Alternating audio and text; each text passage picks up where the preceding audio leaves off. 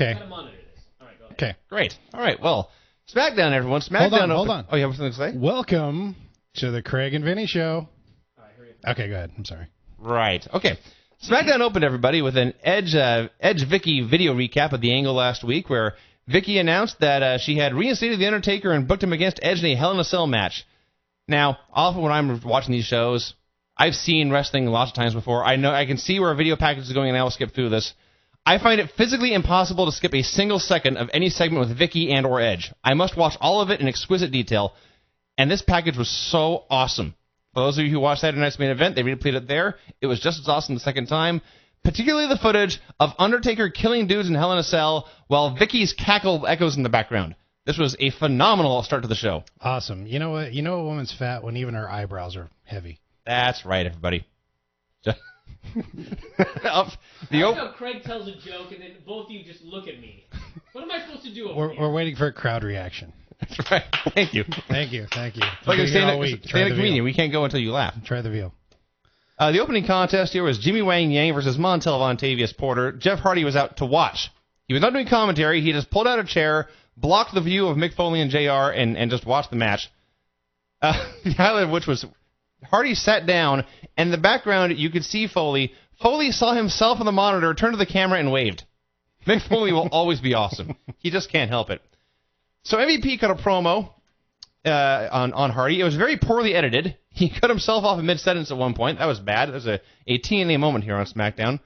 And then he tried to he was talking about Jeff Hardy's risky behavior and how he did it again last week, and that cost him the Battle Royal. So apparently MVP is drawing a correlation between drug use and drug suspensions and doing sentons.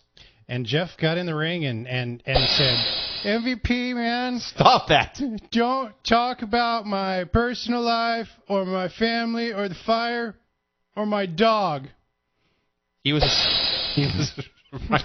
Brian's having fun. So, yes, he was a very, very sad hick here. So MVP and Jimmy Wang Yang, they had a typical SmackDown match. Both guys are really good. MVP got the heat. Yang made his comeback. MVP hit his shining Yakuza kick, which looks so awesome, and it's such a great improvement over that stupid Playmaker, so that gets a mighty, mighty thumbs up. Good match. Thank you. Good recap. Good recap. I'm sure that's what he really meant. Yeah. The wedding planner was backstage. She's so hot.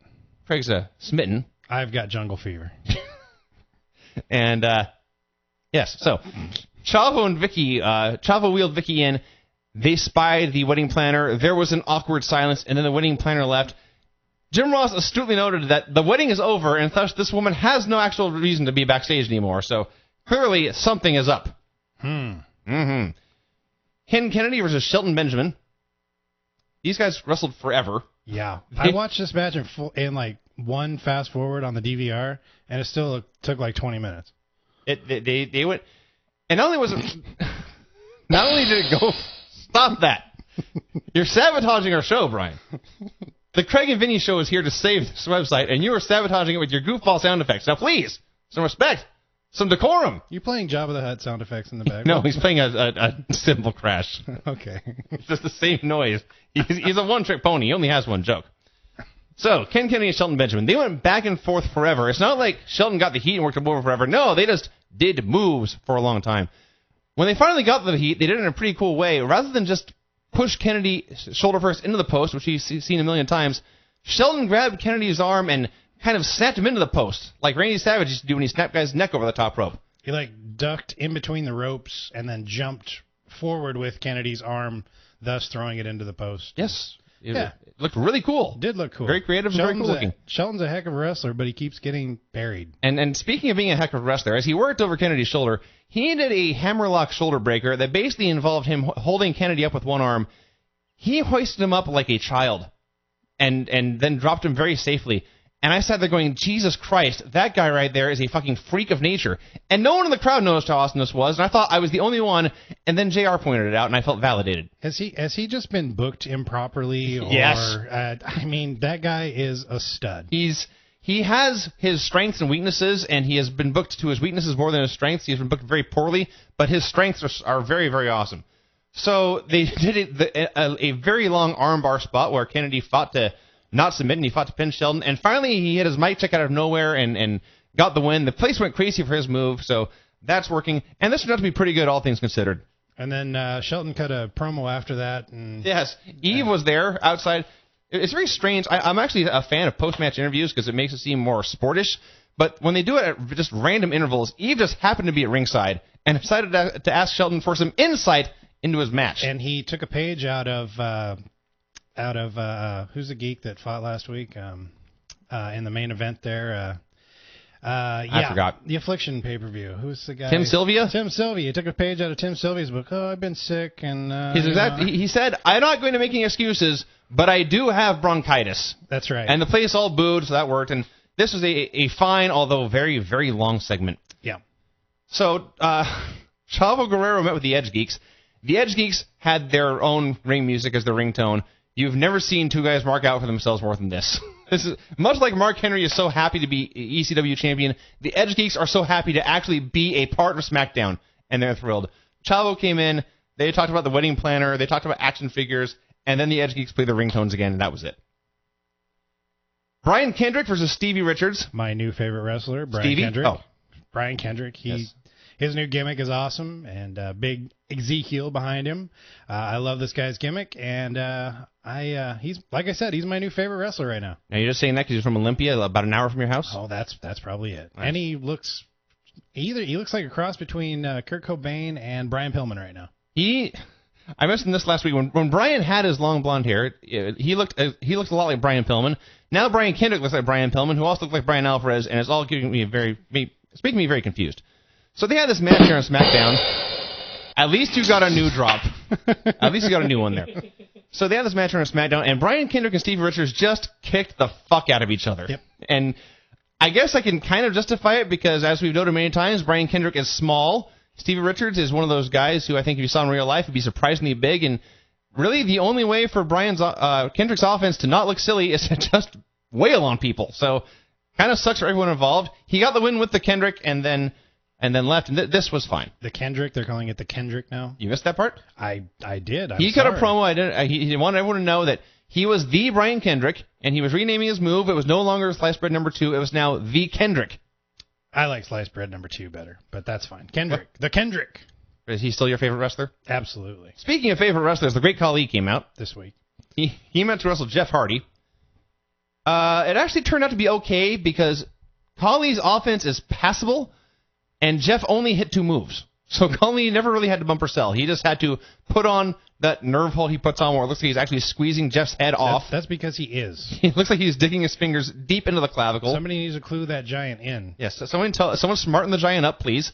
But Jeff survived, and he hit the Whisper in the Wind, and Khali took a bump, and then Jeff hit the senton, and I thought, okay, now Jeff will make the cover, and here Khali, the giant, going into the title match at SummerSlam, will kick out and then win. No, MVP ran out. MVP ran out for the distraction. Jeff went to get him. JR noted this is not a disqualification because Jeff went after MVP, not MVP going after Jeff. So they're at least trying to keep rules consistent. And then Khali picked Jeff up and tree slammed him for the pin. So he did, in fact, win. It established what it had to. It didn't suck. So I guess really everything about this was a success. Yeah, it was a decent match. Who can pull a good match out of Khali? Hopefully Triple H can. Jeff Hardy managed to a degree. Yeah. There aired an R-Truth video, and he talked about mistakes he had made and time he had spent in confinement. And he's cutting these promos, and all they can think is, he is telling me about his time wrestling for Total Nonstop Action. All the mistakes he made, and all the reparations he had to make for those mistakes, and how he's now a free man, and he's put it all behind him. And I know he's talking about prison, but every time I think he's done with TNA. I was very distracted by him because he pierced his eyebrow on the one side, and then he must have ran out of places to pierce because he put another eyebrow piercing on the other side of it to make an X underneath his skin. I noticed stupid things. Well, and then that's true. That's stupid. He put 2 piercings in the same nostril. He's a unique fellow. Sure. He's got a strange way of expressing himself, but that's good in wrestling. Strange personalities are good. Oh, not like the ROH guys. No. Gotcha. Okay. That was actually the funniest one you've done so far. We had Maria Kanellis versus Victoria. So after like a month of Maria promos, she's coming. Maria coming to SmackDown. She came out and she just wrestled. And I don't know what I was sort of expected, but she's not a very good wrestler. And I thought she'd be out to do a kiss cam, or she'd come out to do just be hot, basically. She'd come out to be eye candy, but no, she came out to have a mediocre wrestling match. And she looked hot. Oh, and she looked hot. She had a. Don't get me wrong. That Victoria's Secret must have a new bra line because this thing pushed and lifted, and it was. Were you jealous of the bra, Craig? Not the bra. But yeah, it was a fine piece of garment, lingerie, yes. And the good thing about Maria on SmackDown is that it gives Mick Foley an excuse to quote Rogers and Hammerstein, which I fully endorse. And they had a very simple match, which Maria won. Maria hit Maria hit a flying clothesline off the second rope. She landed on her ass in this move.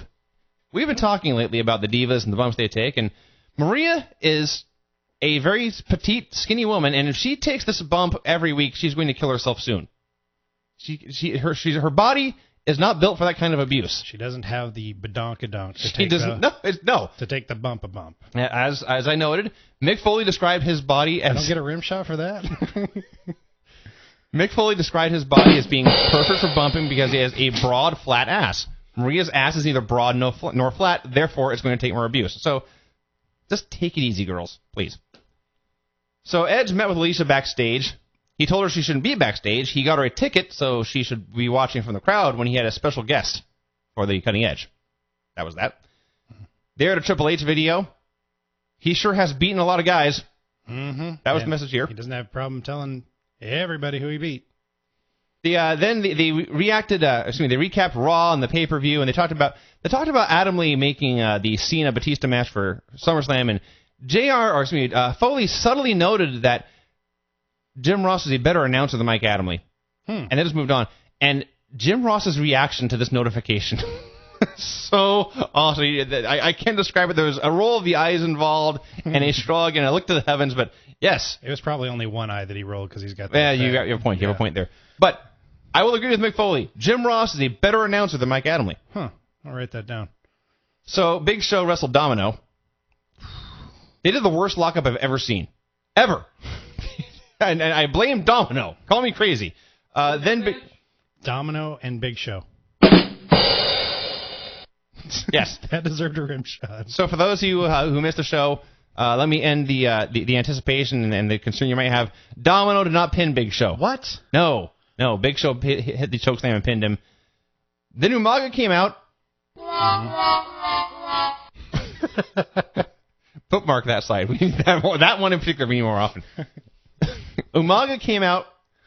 Umaga and Show had to stare down, and you had the world's largest athlete and the Samoan Bulldozer, and they were both wanted to fight, but neither guy was. They were both hesitating to make their first move, and they were staring at each other, and they were slobbering, and they were just ready to fight, and then they just went to the back, and this was a TNA moment, and that's bad. Mm-hmm. What happened? Did they agree to leave simultaneously? Did one of them finally back down? We don't know. They were just in the ring, and then they were just both gone. And we went to the back. What do we see? Chavo and Vicky discussing who Edge's secret guest might be. Mm-hmm.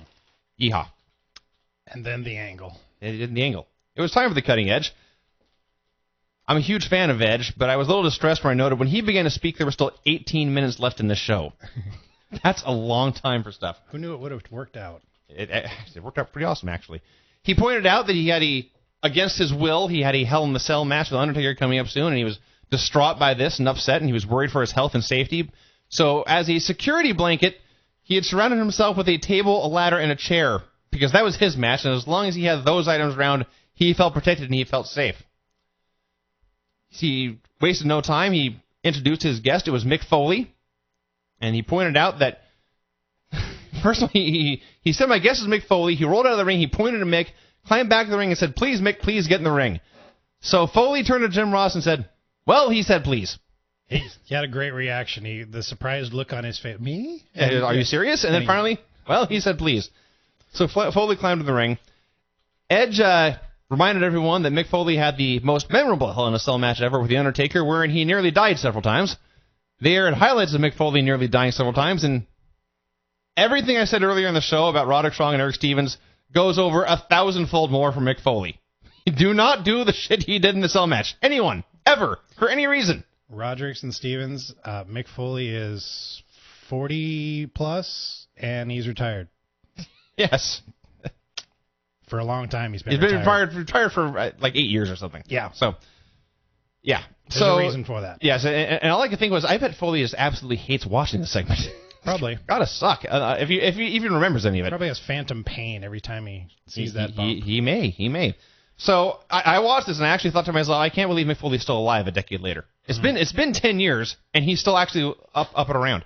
So that being said, Edge noted that while Foley is up and around, since that day he doesn't walk right anymore. That's right. He has a permanent limp, which he tries to hide, which only makes it worse and more obvious. He said he knew Foley was still aching inside, and he still felt pain from that match with The Undertaker, and he thought Edge said Foley could assuage his own bad feelings about that match with The Undertaker by helping Edge beat The Undertaker in Hell in a Cell this year. So Foley said, well, Edge, there's only one guy I know who can help you, and it's you.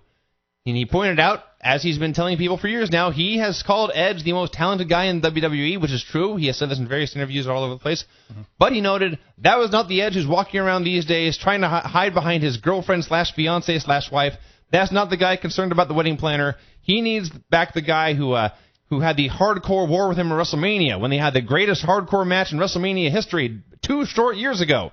And he needed Edge to be dangerous. He needed Edge to be scary. He needed Edge to be psycho. And finally, Edge said, Edge throughout this whole thing, by the way, as Foley was pointing out how weak he's been, Edge was on the verge of tears. He was getting a tongue lashing here about how feeble and pathetic he had been for the past, 6 months, really. And it was like he knew it inside. And Foley finally said, we need to see the real Edge. And Edge basically said, well, you're right. And he laid Foley out with a microphone, threw him outside. Foley got a brief comeback so he could do the bang bang thing. And then he turned around and they did a fantastic spot. Edge hit a spear on the floor. Foley bumped backwards, and in the process of taking the bump, knocked on the stairs with his fist, so it looked like he hit it with his head. That was awesome. That's wrestling. That is wrestling, everyone. So then Edge threw Foley in the ring, beat him up a little more, laid him out on a table, which looked precarious. Foley is no longer in fighting shape. But the table did not buckle, and then Edge climbed the ladder that was there, and he grabbed a chair. He put Foley through the table off the ladder. It was fantastic. This segment was great. It reminded everyone, Edge can be a scary, scary motherfucker. We know he's been a pussy now for the past 3 months or so, but... Such language. There's no... this show's rated MA. So, this is a fine segment. It was Edge cutting a promo, Mick Foley cutting a promo. It put over the main event of SummerSlam and established that Edge is back as a scary, kick-ass heel who takes no bullshit from anyone and is not afraid of anybody. And... this is an end to another SmackDown, still the best show on television. I hope somewhere down the road this leads to another Edge and Foley match, but it probably won't. But anyway, it should. Good segment. It got Edge over, it got Foley over, it got Taker over, and it got the Cell match over because a decade later, Mick Foley still ain't walking right. So, that's right. A home run. Brian, do you have anything to say? Back to you, to the back. We're done.